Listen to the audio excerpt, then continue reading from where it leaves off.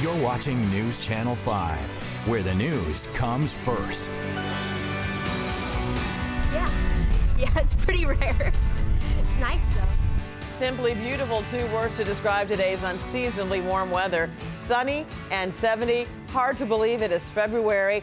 And lucky for us, much of the same thing tomorrow, right, Mike Roberts? That is absolutely the case. There's a cold front that gets here between 4 and 6 p.m. tomorrow on Sunday. Even with its arrival, we'll have highs in the mid-60s, maybe even upper 60s to the south of us. But today, we got to 70. That ties a record standing for not such a whole long time, but we tied a record at 70 degrees. The original set in 2009. Well, we were among the warmer places. You go north, Chicago, still with all that snow on the ground. I'll remind you that a week or so ago, they were busy getting the better part of 19 inches of snowfall. Actually happened Saturday into Sunday, but it's still up there. So they got warm. We are warm, and areas to the south and west of us are still flirting with 70 degrees even as we speak, thanks to south and southwest winds. The numbers are just so impressive. It's 68 degrees at Lake of the Ozarks, 66 degrees in Jeff City, where they got to 72 degrees. Where it's cooler, it's still warm. 54 is the current temperature in St. Charles. Off to the north and east, Litchfield, a mite on the cool side. The big warm up didn't quite reach them, but still 47 degrees is not so bad. In the metro area, we'll still be in the 60s at 7 p.m. and the upper 50s as we approach midnight. Big chill awaits for next week. I'll tell you more in a few minutes. A follow-up to a developing story we've been following for the past 24 hours. 3 St. Louisans are charged with arming and funding ISIS between 2013 and 2014. Federal investigators say Ramiz Hadzik and his wife Sadina used Facebook to communicate with ISIS. Investigators say the couple sent ISIS everything from rifle scopes to cash they collected here in St. Louis. They're in federal custody. A third suspect, Armin Harcevic, is also facing federal charges. Local reaction to the news has been a mixture of shock and frustration, especially from the Bosnian and Muslim communities. Jennifer Meckles joins us with that part of the story. Thank you, Kelly. Our local Bosnian and Muslim populations are really worried that the rest of the region is going to lump them in with these 3 suspects. And neighbors, well, they're just surprised to learn what was going on next door. Pretty wild here. It's like watching a movie through your front window. We had Larry and Joyce Sorth watched the commotion next door as FBI agents showed up Friday at their neighbors, Ramiz and Sadina Hojic. Very shocking. We had no inclination of any problems there at all. I mean, very sweet, very nice people as far as personality. We didn't get to know them that well, but they were very nice people and talked to us. Sorth, the property manager at these condos, said the couple moved in about 18 months ago. Now the Hojics, along with fellow St. Louis area defendant Armin Harcevic, are in federal custody, accused of sending money and military equipment to ISIS. These people do not represent Islam. None of these acts which are carried out as depiction of what Islam does. A new frustration for local Muslims and Bosnians who quickly condemned the trio's actions. Ghazala Hayat of the Islamic Foundation said both communities are worried this will hurt their reputation and their relationships within the region. It's just like, it's a shocking news for everybody. And this immediate afterthought was in Muslim community was now there will be backlash. Backlash against Bosnian community, the same way that Islam will be portrayed in a negative sense. And this statement from the United Bosnian Association, quote, "We as a community are in shock and condemn any acts of terrorism, as well as supporting any of it. As with any group of people, there are some that do harmful things to society. Unfortunately, we have those as well. As with any other criminals, the law and the system will bring them to justice," end quote.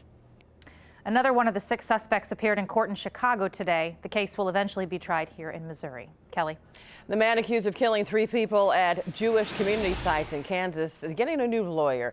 That is because the lead attorney for Frazier Glenn, Cross, has asked to be removed from the case because of a breakdown in communication. Cross is accused of killing a boy and his grandfather outside a Jewish community center in April. He is also charged with the murder of a woman who was visiting a Jewish senior living center.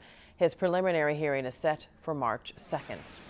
The first nationwide strike at U.S. oil refineries in decades is spreading to the Midwest. About 3,800 members of the United Steelworkers Union at 9 refineries from California to Kentucky walked out last Sunday. Workers at 2 BP plants in Ohio and Indiana joined the strike today. BP says it will continue operations as usual, and they don't expect a significant effect on production. A full walkout of USW workers would disrupt potentially more than half of U.S. fuel production, which, if prolonged, would undoubtedly be felt by consumers at the pump. Former Mizzou player and former St. Louis Rams Michael Sam says there is a need for more dialogue about AIDS and HIV in the Black community. He was the keynote speaker at an event today as National Black HIV/AIDS Awareness Day. News Channel 5's Grant Bishel joins us with how some local groups are working to stop the spread of the virus. Yeah, Kelly, the organizers of an event today say the issue of AIDS and HIV among African Americans is startling and often goes overlooked. So today they made it their mission to help people get involved and inspire them through education and support. I think it's more important than ever that we, gay or bisexual Black men, speak up, understand our identities, and do everything we can to combat this disease. Those words hit home for much of this crowd, many of whom are homosexual, some HIV positive. Many said Sam's speech proved he is no different than any other gay man. He is still battling with some of the same issues. He is still battling with the idea of having to, fit a certain norm because he looks this way or feels this way. But this event was about more than just star power. It was about saving lives through education and support. Here in St. Louis, Black men account for more than 70% of HIV and AIDS infections among men in the region. Matthew Swango helped spread the word about pre-exposure prophylaxis, or PrEP, a new kind of drug available in St. Louis that can prevent HIV infection in men and women. Since it's such a new item, then there's not a lot of information that's been disseminated in communities. Tyrell Manning hopes events like this will shed more light on an issue that has directly affected him and his family. It brings it to the table and brings it to a focus because many people don't talk about it. We don't discuss it. Now, Michael Sam was very open and honest today during a Q&A session about his role as a spokesperson and role model for the LGBTQ, HIV, and AIDS community. He said, frankly, my goal right now is to get back on the NFL field, and that's what I'm focused on. But he did say that he does plan to become more involved as his schedule frees up to try and get back and more active and involved with those communities that he holds so dear. In downtown St. Louis, I'm Grant Bishel for News Channel 5.